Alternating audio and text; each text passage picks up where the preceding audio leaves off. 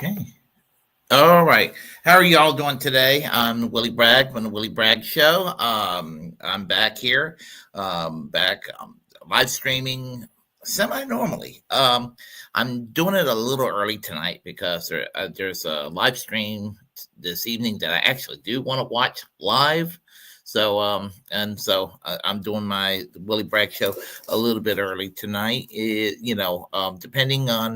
Depending on how hungry I'm also feeling, will also determine how short this video will be. But I'll provide enough information here, that I think will be adequate. And we have here Kamshari Kate. How are you doing today? Holy cow! I'm going to be here for the live stream at the Willie Bragg Show.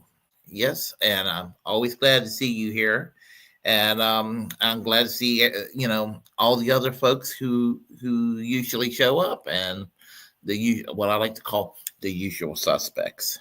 So anyhow, when George W. Bush was president, and basically every minute during his presidency, he's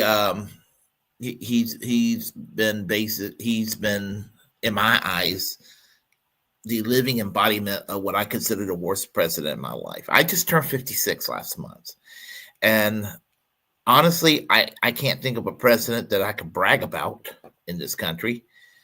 And Michael Moore was right when he said that, and this is no endorsement of the man, but he said that Nixon might have been the last quote unquote liberal president that we've had. I mean, I'm not by no means praising Nixon. Nixon was a piece of crap in many in profound ways. But we've gone so much further downhill since those days. At least during that time, there was a Republican Party that wasn't as hostile toward labor unions, and you had a liberal wing that doesn't exist anymore. So I think that Michael Moore is right in that regard. The Overton window has gotten a whole lot further right, and Bill Clinton escalated that Overton window being pushed further to the right. Put in George W. Bush into the equation, and he got us basically bordering on a depression, got us into a war, and his foreign policy was the nucleus or the foundation of what I think the world is shit today. Not that it was in great shape previously. And domestically, civil liberties wise, we weren't exactly a civil liberties friendly utopia, but the path towards fascism that is without question taking place under Trump really started full swing under George W. Bush and Dick Cheney. Barack Obama was too scared to take on the establishment and take on the deep state. In fact, he added to the deep state. Donald Trump didn't do a damn thing the first time around. He also added to the deep state that the right claimed did not care, that were anti-Trump. Joe Biden, the deep state got even more powerful. And now it is Trump's deep state with Project 2025. I don't expect to see an expansion of civil liberties under Trump. In fact, the profound opposite. People being rounded up and sent to Guantanamo Bay, not Guantanamo Bay, sorry. They try to send them to Guantanamo Bay, send them to El Salvadorian prisons and other prisons in the Western Hemisphere. And it's something to be worried about in terms of civil liberties. They're doing it with so-called illegal aliens. I don't like that term myself, but I'm trying to make a point here. They're also doing this with people who have their green cards, who got naturalized and became citizens. And for some reason, there are people saying, "Oh, they don't deserve due process if they're not from this country." But when Glenn Greenwald and Megyn Kelly were debating on that, he pointed out, I can't think of the Supreme Court decision offhand, but it was decided basically over 120 years ago that non-citizens and naturalized citizens also has due process. Donald Trump doesn't care about that. He doesn't care about anything. All he cares about is expanding his narrow vision for America. So anyway, so that's where we're at. Trump didn't create the fascism, but Trump is the fascism. What was laid as foundation made it possible for Donald Trump to be president. The neoliberal policies, the corporatization of America, and a media that focuses on culture war and grievances for ratings. I'm talking about whether it's Fox News and Newsmax and all those motherfuckers, or whether it's the so-called liberal media. They want to stress on the culture war. Heavens forbid that we don't talk about the one war that we need to fight, which is the class war. They support the neocon wars, they support the culture wars, but they do not support the one war we need to really stress on, and that's the class war. You got Elon Musk, who's talking about his Doge group working 120 hours a week. Individuals, 17 hours a day, 7 days a week. or 6 days a week, something like that. And you know what? You know, they want corporate slavery. They want corporate slavery. So, you know, just where's the Tea Party now when they talk about how socialism is slavery? We are so far away from anything calling it socialism. And the closest thing we had to it, he bent the knee. We're talking about Bernie Sanders bending the knee at every opportunity. And then I used to not say that Bernie Sanders was a sheepdog for the Democratic Party, but I'm afraid he's become a sheepdog for the Democratic Party. And he uses his hollow appearance as an independent doing so. Like Jamal Thomas said to my friend Jamar Jabari, who's been a guest on the show several times, that he's great on policy. I've said that too, but now he's a sheepdog for the Democrats.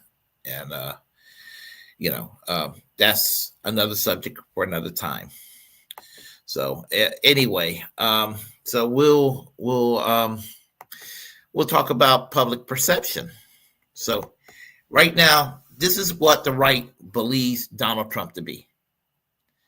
They believe that he's this, you know, alpha guy with the muscles, and you know he ain't gonna take no shit because look at him, he's Mr. Tough Guy. This is how they paint him, and we know that that's not really an accurate picture of Donald Trump.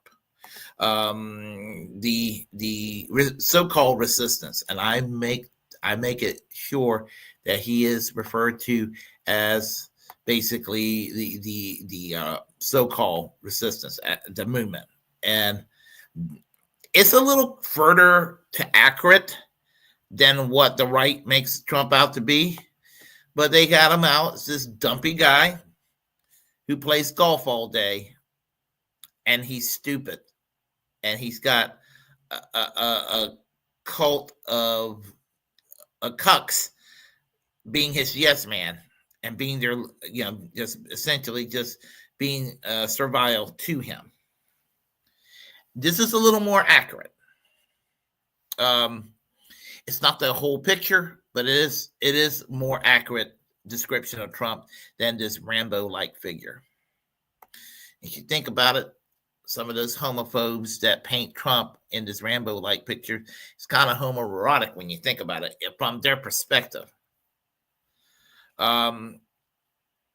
Nico House put this out, I think today. I think he put this out.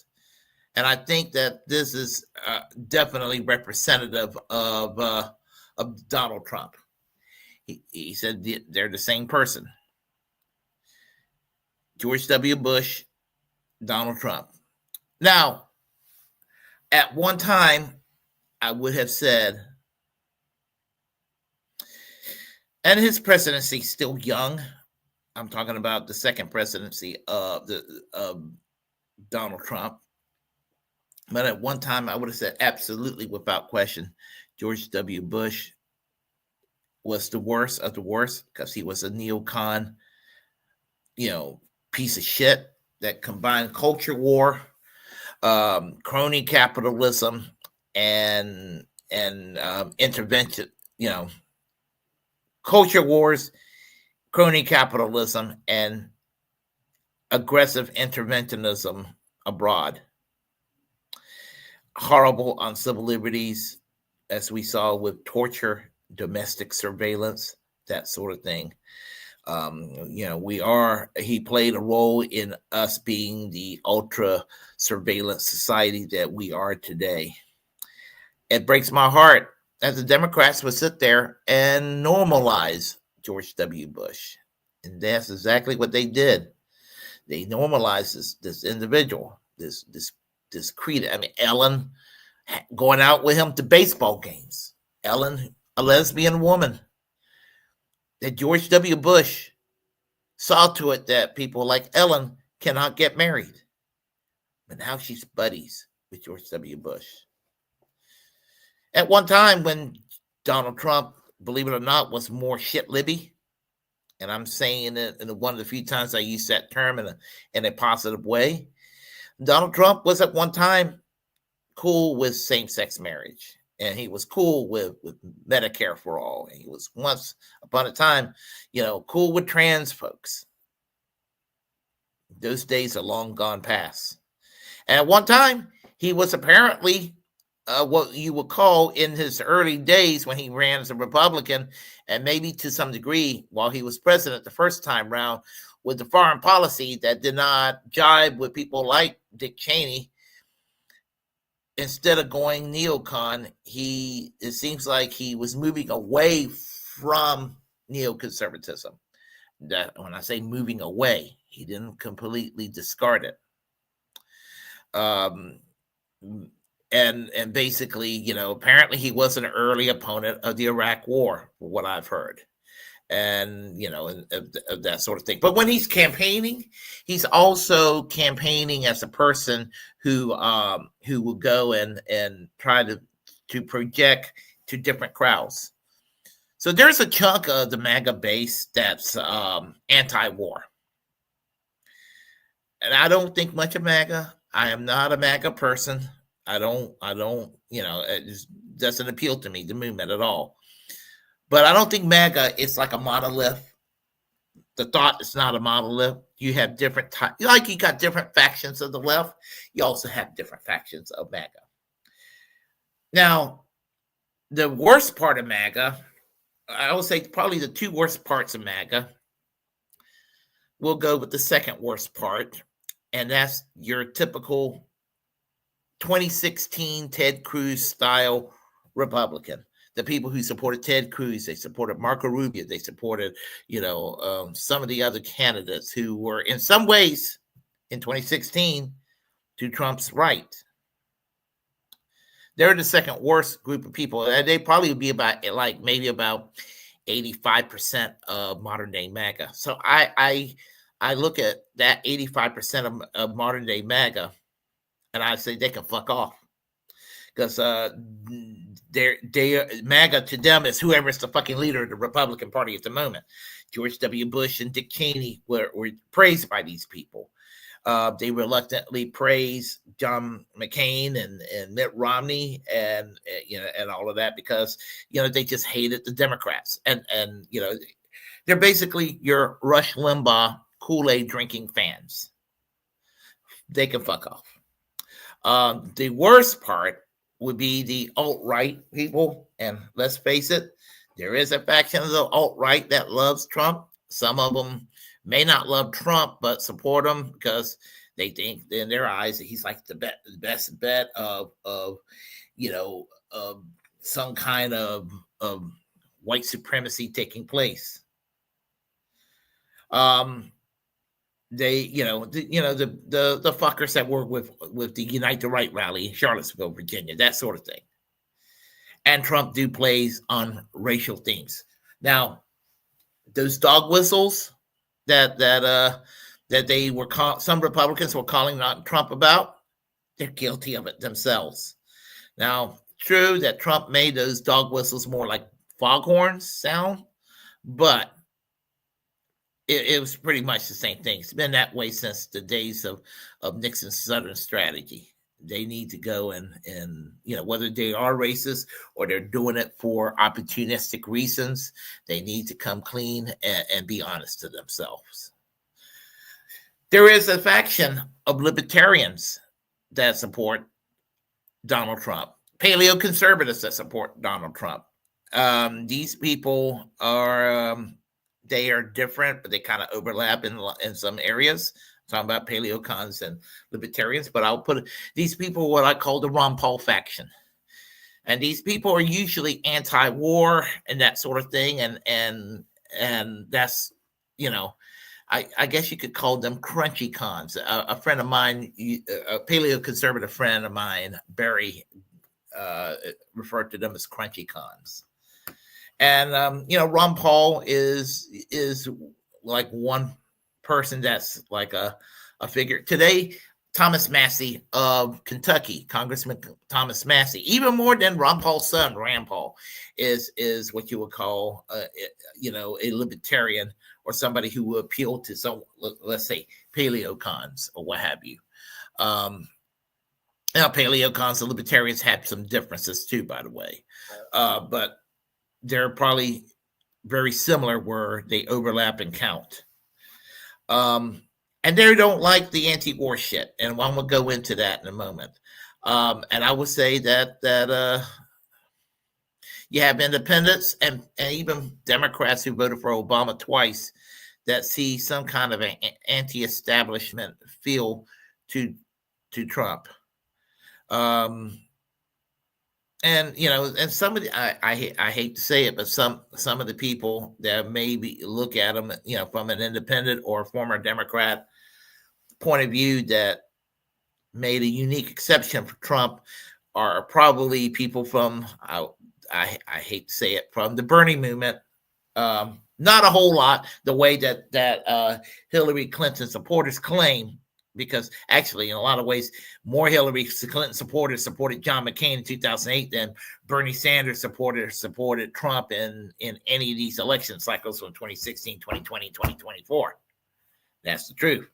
But they have their own private truth about this, their own personal positions, which is, of course, bullshit. So that's where we're at right now, as far as the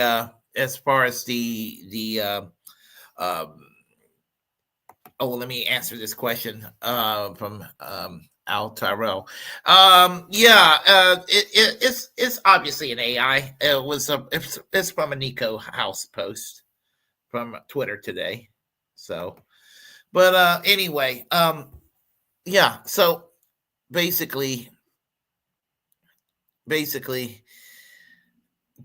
Donald Trump acted like a neocon for the early days of this second administration, for damn sure. What we need to do is to go back in time to the 2016 primaries, the Republican primaries. And I remember this from South Carolina. So, and I watched it, and there's a lot to be said about it. So let me go ahead and play this. I'm going to play a portion of it, and then I'll comment accordingly. A crucial Republican presidential debate begins just hours after the leading conservative on the U.S. Supreme Court dies. We need to put people on the bench that understand that the Constitution is not a living and breathing document. It is to be interpreted as originally meant. Who on this stage has the background, the principle, the character, the judgment, and the strength of resolve to nominate and confirm principled constitutionalists to the court? The death of Justice Antonin Scalia underscoring the enormous stakes in the election of the next president. I think that we ought to let the next president of the United States decide. And questions for that next president. What we want to do, when we want to do it, and how hard do we want to hit. But it was a previous president that created a fiery moment early. George Bush made a mistake. We should have never been in Iraq. I am sick and tired of him going after my family. The World Trade Center came down during his brother's reign. My mother. Remember that. I thank God all the time that it was George W. Bush in the White House on 9/11 and not Al Gore. Yeah. So people like Marco Rubio is now Secretary of State, appointed by Trump, and all these Democrats voted for this horrible person, and Donald Trump, who claimed to be so different from all these other Republicans. He ended up supporting people like Pete Hegseth for Secretary of Defense. Pete Hegseth, the man who was a pro-Iraq war activist, a man that encouraged, he was a never Trumper Republican in 2016, precisely because he thought that Trump would be too anti-interventionist. He's a Christian Zionist, one of the worst people. People say that Zionism. Some people, I have to caution people to not conflate Judaism with Zionism, but there's a more toxic version of it. I mean, that's Christian Zionism. And Christian Zionists do not like Jewish people. So I just wanted to state that out. They're bad news. But for the Jewish people, against the Jewish people, rather. And Pete Hegseth, it's that. Wearing Crusader tattoos on him. Not even cool tattoos, just the stuff from the Crusades. Tells you what kind of a person he is. He basically encouraged Donald Trump to pardon some of the war criminals from Blackwater. So, and this guy, as I said, he wants the U.S. to invade Iran. I mean, he's like one of the worst people you can imagine. He's basically John Hagee in a business suit suitable for Fox and Friends. I don't know if he was on Fox and Friends. I know he was on Fox. I don't watch Fox. I just know that his face has been on Fox whenever I have had the misfortune to view that network, whether it's at a restaurant or a bar or something of that nature. The first time around, he appointed John Bolton, as one of his national security advisor, the man who wanted to go and topple the Venezuelan government. Trump finally did fire him, thankfully. When Trump went and bombed the hell out of Baghdad, killing General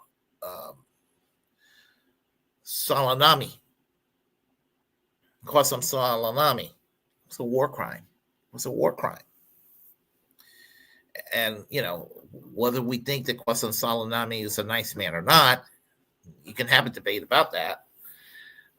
Was an enemy of ISIS. Same enemy. United States said they don't like ISIS. Iran says they don't like ISIS. Russia said they don't like ISIS. Syria said they don't like ISIS. So what does the United States do? They go after the person that was taking care of ISIS. So just sort of like back in the 1980s, it was wrong for the U.S. to back the rebels in Afghanistan. So, and that cost 9/11. What the U.S. did in the 1980s in Afghanistan, in the long term, cost September the 11th, 2001 to happen. It's called blowback. It's in the 9/11 report. But anyway, what I'm also going to do is mention this. Speaking of neocons. Because what's going on with the situation,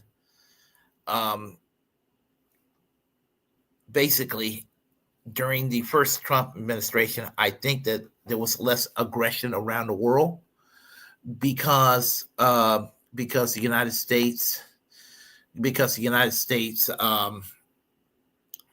accidentally was in a situation where you had the Trump people, you had never Trumper resistance types, and even Republicans who may have voted for Trump that wanted to undermine him. Also, the pink pussy hat resistance. All these factions were kind of fighting each other. And the United States accidentally, I want to make that clear, accidentally became less aggressive. Add COVID to the equation, that sort of thing. There was an accidental less aggression of the United States. I guess you could say for 5 minutes, hypothetically, hyperbole speaking. I guess that's the right word. Hyperbole. Well, you get what I'm saying. So, the thing about it is that some of the anti-war people on the Republican side during the Biden presidency, And I saw some of these people at Rage Against War Machines, what was the anti-war right. I do believe that the libertarians are sincere. I do believe maybe that there are some paleo conservatives within the Republican Party who might be sincere. But you got a lot of people who are partisan contrarians. And if Biden is for war, they're going to be against it. And if Biden do something that they do something, if Biden do something pro peace, and I'll give you the one example, the pulling out of Afghanistan, they get all triggered and they're like, oh, well, we can't do this. This is wrong what Biden did. He should be impeached for that. No, there's things you could have impeached Biden on, but not pulling out of Afghanistan. It was stupid to be in Afghanistan. And, and they try to pick on every little thing, every little complication. And he went by the guidelines of Trump's pullout plan that would have taken place under Trump. And here's the thing, I enjoy the fact that the right wing were upset over it. That the Dick Cheneys were upset over it. Media personalities like Mark Levin, who's never seen a war that he didn't want to go and stroke out his little tiny micro penis toward. I was glad to go and see them get all upset. The little bitch from Colorado, Lauren Boebert, with that little frown on her face, calling for the impeachment of Trump. The impeachment of Biden for pulling out of Afghanistan. Now, this is not a praise of Biden, because what did Biden do? He ruined it by supporting the proxy war in the Ukraine, the NATO proxy war. And it was almost as if he wanted to go and start a nuclear war. And him backing genocide in Gaza. And you had the Trump people and calling Biden and a Palestinian as if that's an insult. Literally calling somebody a Palestinian as an insult. What kind of craziness is that? So Trump becomes president, and he's also not just advocating a lot of neoconservative foreign policies, like sucking up to Netanyahu, bombing the Houthis in Yemen, things of that nature. Wanting to try to invade Iran and ripping the Iran deal initially in 2000. What was it? 2018 it was, or what have you. It ripped the peace treaty between the United States and Iran. You had that, and now you're talking about invading Greenland, as if the people of Greenland wants Trump to liberate them. And I would be opposed to any invasion or any takeover of Greenland militarily or peacefully or financially, because if Greenland is under the control of the United States, they will suffer. The people of Greenland, that healthcare system that they have, will die. So, and of course, he's talking about invading Canada. He's talking about the military going into Mexico. That's not America first. That's not non-interventionism. It's just the opposite. It's just the opposite. So anyway, I'm going to play this clip here, and this is essentially Kyle Kalinski's video on Ron Paul and Dave Smith, and basically a libertarian outtake on Trump and MAGA. I have to admit it's good, so I'm going to go ahead and share that. So, Dime Store Eminem is not wrong here on much of his take on Ron Paul and Dave Smith. All right, y'all. So here we go again. The libertarians are turning on Trump. And look, I have mixed feelings about this. I will say, I'm sure you all know this already, but I have a love-hate relationship with libertarians, and they have a love-hate relationship with me. Because when you're talking about foreign policy, for example, I agree with libertarians and they agree with me about like 90%. Yeah, that's true. Libertarians, it's a 90% thing. With paleocons and libertarians, they're overall on the same side with, I would call, the real left, not the shit libs that cheerlead what Democrats do, but those of us on the left who are still anti-war, they're on the same side. Maybe for slightly different reasons. I don't care what the reasons are. The 10%, 15% difference. But yeah, he's right on that. I'll continue. Drug policy, we agree completely. Civil liberties, we agree completely. But when it gets to economics, we could not disagree more. You're talking social democracy versus anarcho-capitalism. You cannot get two more polar opposite philosophies. Now, having said that, to be fair to the libertarians, they are certainly more vocal in their disagreements with Trump and MAGA than other members of MAGA. There's some percentage of MAGA that are just flat out in a cult. If you ask me, it's got to be anywhere between 26% and 33% of the country. The reason I use that as the number is because that's the variation in the polls that ask the American people if they support the United States illegally stealing and annexing Greenland and occupying it and taking all their natural resources. Okay. 26 to 33% said, sure, I'm for it because Trump is. Okay, you're done so. You're too far gone. No interest in trying to build bridges with you or even convince you otherwise, because the fact that you convinced yourself of that means, I don't know if there's any way you're getting the fuck out of that. That's just, to me, that just boggles the mind, right? But libertarians are a little more vocal when they disagree with Trump. So let's start with this clip here. This is the comedian and podcaster Dave Smith. He's been on Crystal Kylan Friends before. I forget what the topic was that we talked to him about. But anyway, he's been on Crystal Kylan Friends before. Let's see what he has to say about Trump, specifically when it comes to foreign policy. Here we go. They were like, they'll probably cheer him on if he launches a war in Iran. And I saw one guy underneath that said, he goes, I know Dave Smith sure will. And okay, this is like a comment on Twitter, but I was just like blown away. And I'm not blown away by much. But I was like, does anybody actually thinks I would, just because I'm like, well, I did support this guy, so I'll rationalize and like defend getting in another war in the Middle East? But just for anyone who may have that, I will say this. If Donald Trump actually does launch a war in Iran, not only will I not support it, I will apologize for the rest of my life for voting for the guy. That undoes any positive that might have come. Wow.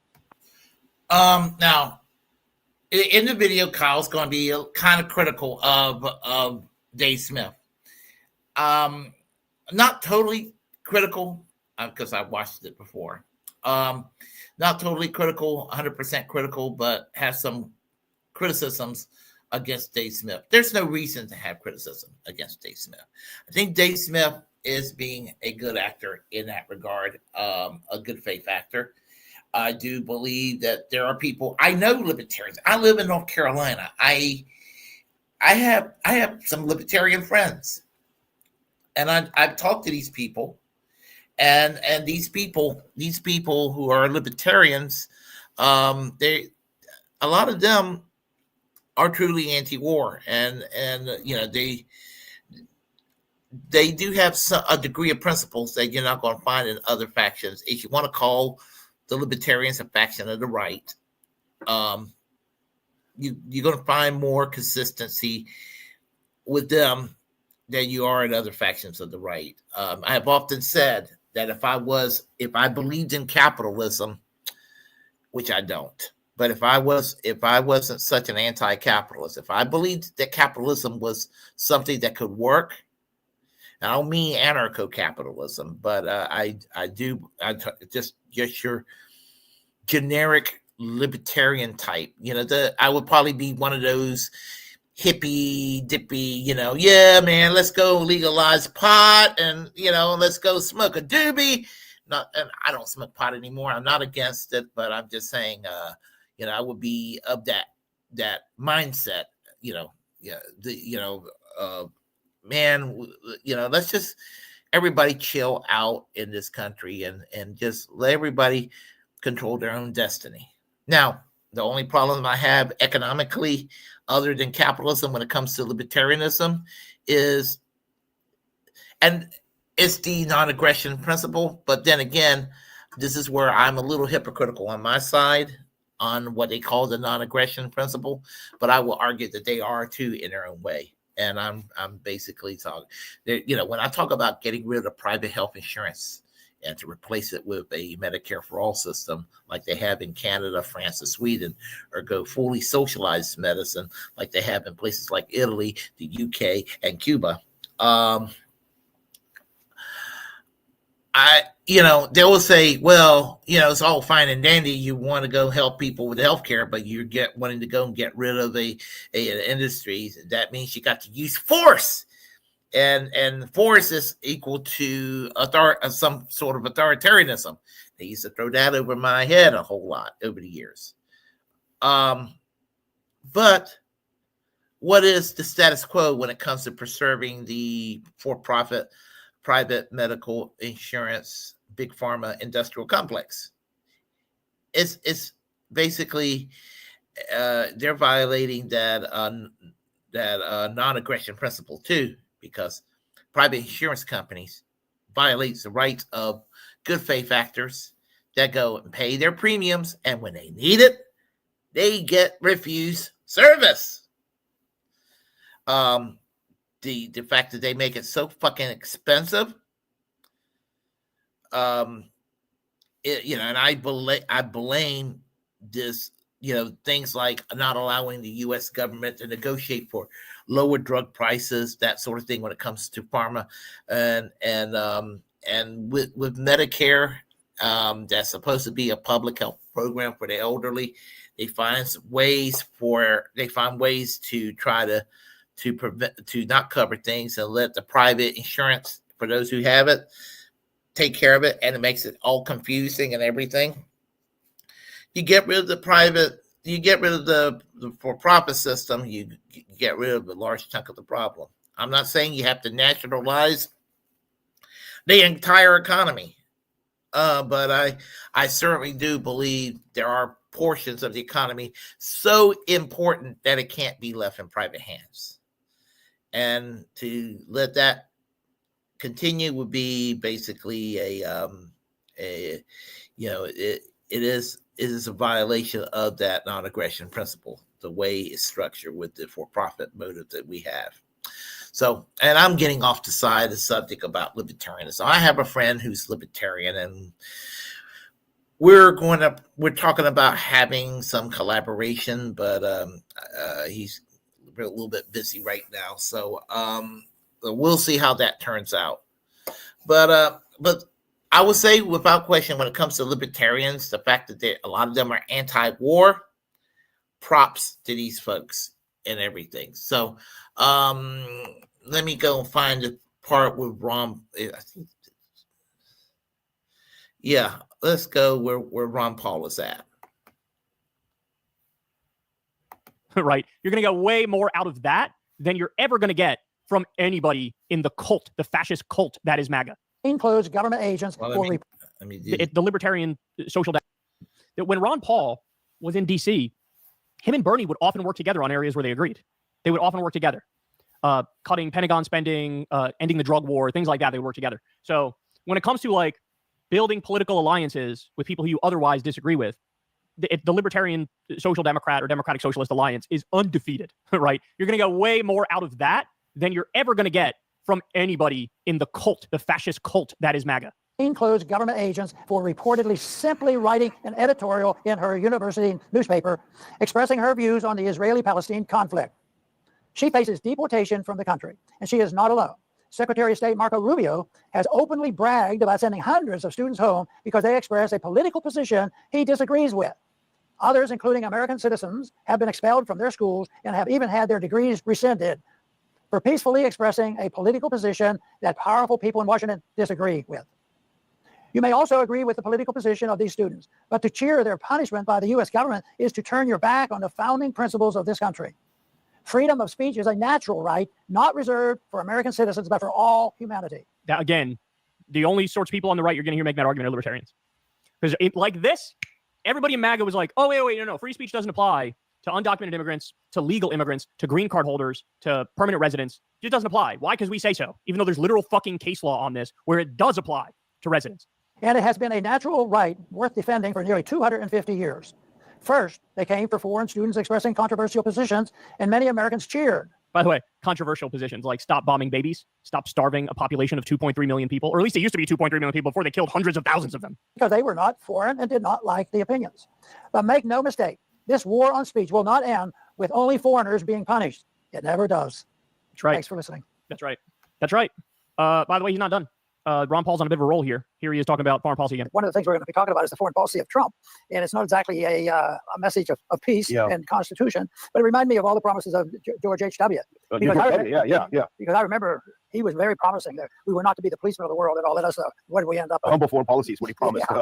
Yeah, so this is interesting, right? Because I've always had this about Trump is like, even on the campaign trail, half the time he would say anti-war things, and then half the time he would say pro-war things. And honestly, the reason why that worked so well is because all the pro-war people would just say, oh, that's the thing he really believes when he said pro-war stuff. And all the anti-war people would be like, that's the thing he really believes when he says anti-war stuff. Yes, and that's true too. But as I said, when it comes to Ron Paul, and I agree with Kyle there about Ron Paul. I've always had a soft spot for Ron Paul. I don't agree with Ron Paul on a lot, but when I do agree with Ron Paul, I really, really, really do agree with Ron Paul, if that makes any sense. And I disagree with him all day long on a lot of economics. Some social issues he's kind of bad on too. But on the nuts and bolts of his overall ideology, Ron Paul, as I said, I do think he's a good faith actor. He used to work with Dennis Kucinich quite a bit. In fact, they were sort of semi-serious, semi-jokingly talking about doing a joint ticket together. If, doing a joint ticket in 2008, Ron Paul and Dennis Kucinich, and I remember running across people who loved Ron Paul and Dennis Kucinich at the same time. And so, as I said, I don't know how they could work out the details, because on economics, they couldn't be more different. But they were voting very similarly on issues like the Patriot Act and torture and the surveillance bullshit and war, the issue of the foreign policy, how much involvement should the U.S. get into? So in that regard, I certainly did like what Ron Paul had to say. But, obviously in 2008, I was for Dennis Kucinich at that time. Yeah, I'm weird like that. I was for Dennis Kucinich. I consider Dennis Kucinich today as a better Bernie Sanders. Like if Bernie Sanders didn't compromise. That's basically where I stand with Dennis Kucinich, because he was the last man standing against the Democratic establishment, which is why they gerrymandered his district and he lost his seat. I think it was in 2012. But anyhow, that's kind of in a nutshell. And as I said, we are now back in the days of Bush and Cheney.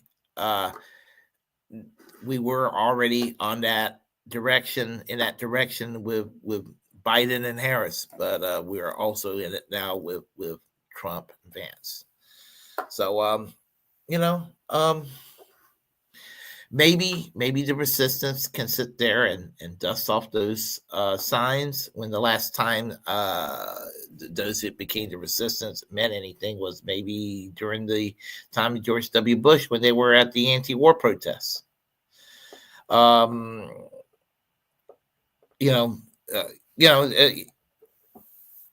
I hope that to not see another era of George W. Bush again, but it looks like we're going to see it on steroids. So this is a pretty damn scary situation we're in. So anyway, I'm going to cut this video short tonight. The 50 minutes is not bad, I know.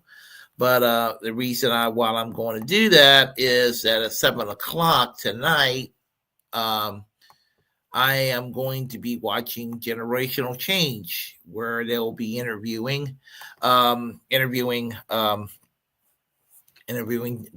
Joy Gray, and and that's basically Pete Hager and Jen Perlman.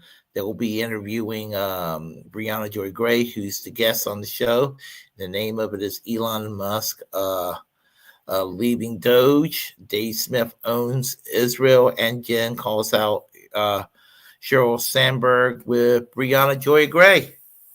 So, as I said, I'm a big fan of Brianna Joy Gray. I know some people in the audience may not particularly be as giddy toward her as I am, but I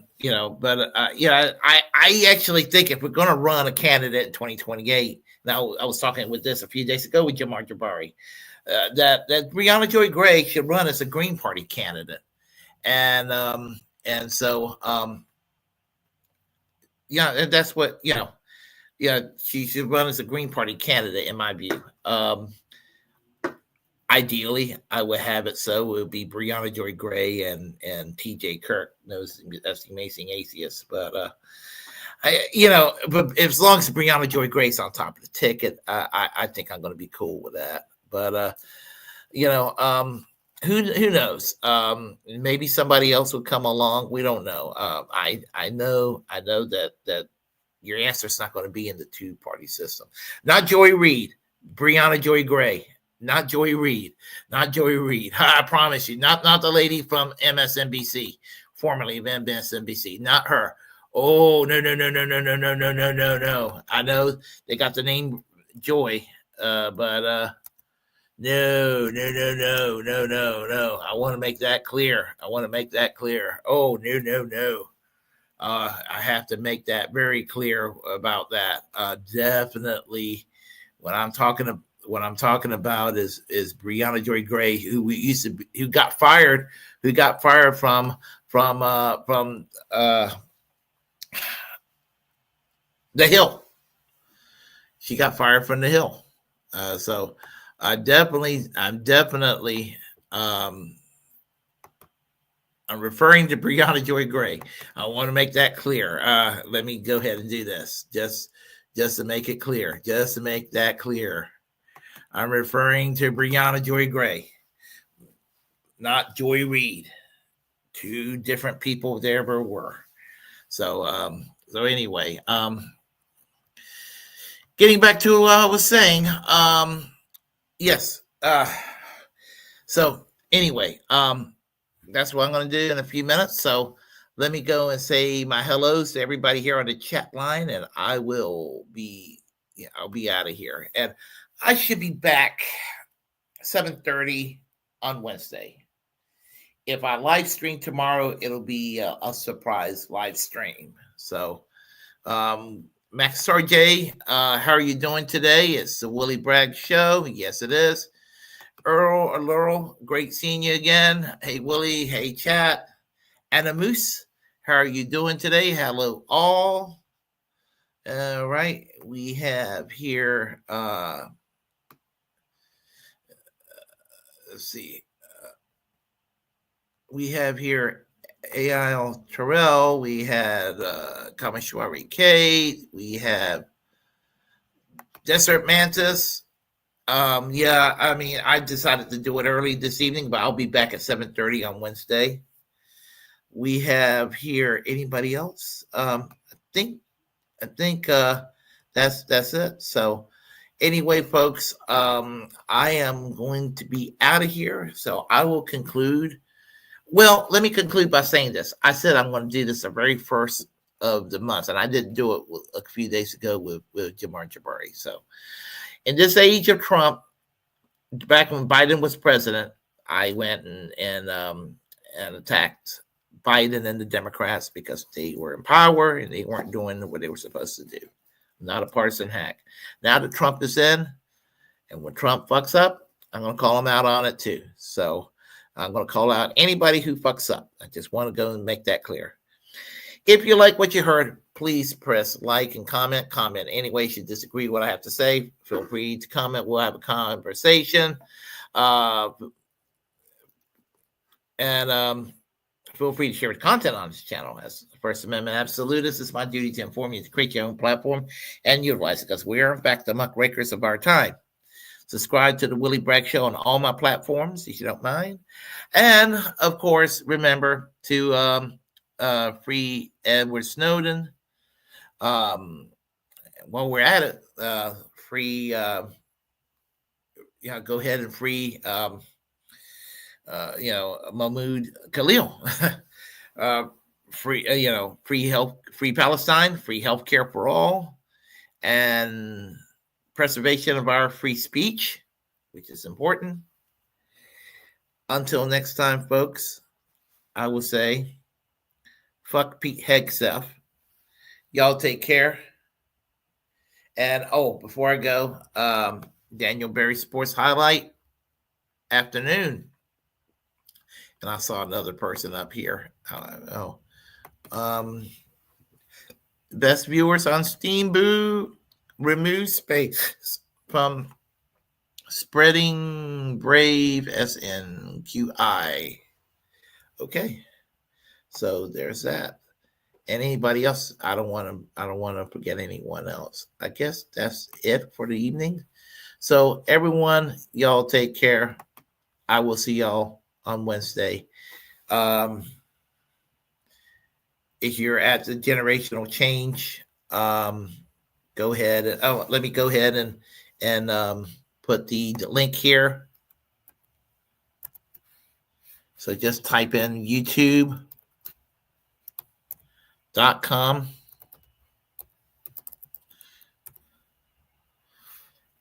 at generational change. Right there. So that's what you have to. Oh, no, hold on. No, sorry about that. Sorry. So, I got to add generational change. Sorry.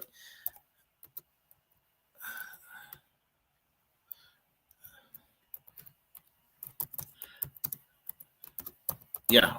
Now this is what you're supposed to be. This is it right here. Generational change. I got it. Just you type in generational change on YouTube, or if you just type it in as 2 words, generational change spelled with a J, you'll find it easily on the search engine. Y'all take care. I'll see y'all later. Bye-bye.